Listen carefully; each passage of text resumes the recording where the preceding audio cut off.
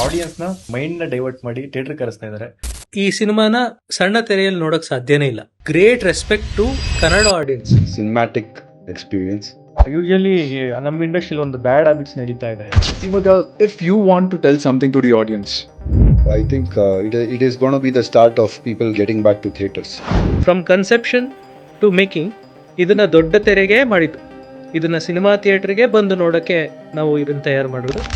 ಆಗಿನ ರೌಡಿಸಮ್, ಆಗಿನ ಗ್ಯಾಂಗ್ಸ್ಟರ್ಗಳು ಹೀಗಿದ್ರ, ಈ ಥರ ಒಂದು ಫೀಲ್ ಇತ್ತ.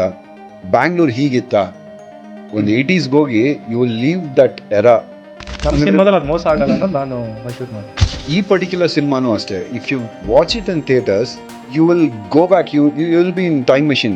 even I'm excited for the movie actually.